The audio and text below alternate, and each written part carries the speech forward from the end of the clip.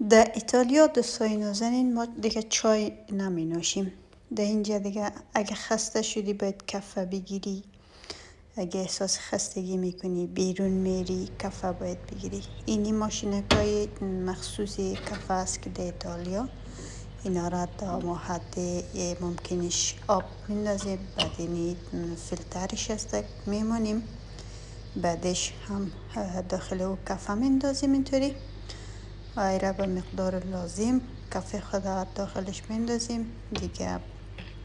کوشش میکنیم درست جا بجا کنیم که طوری بانیم که از او چی برابر منظم، و بعد ایره سرش میپوشانیم با چی وجود دارم و اینی سرکشه میمونیم.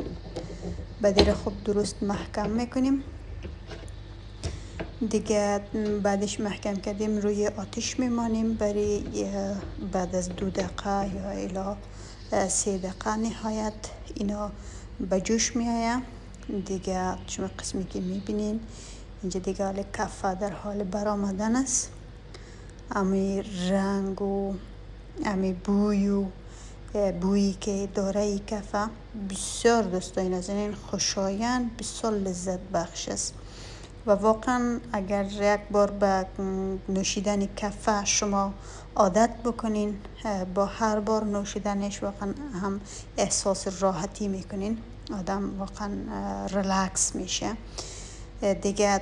اینی تاثیر کافه از چای که خیلی زیاد است. ما و شما همیشه عادت داشتیم که در افغانستان، ایران جای آدم همیشه چای می نوشه، اما در ایتالیا باید ایره جایگزین بکنی، چون در هر جایی که میری دیگه کافه است. بارها را که میبینی فقط بوی کافه. صبحانه وقت از هر خانه دیگه همو بوی و طعم کافه را میتونی درست احساس بکنی و استشمام بکنی دیگه.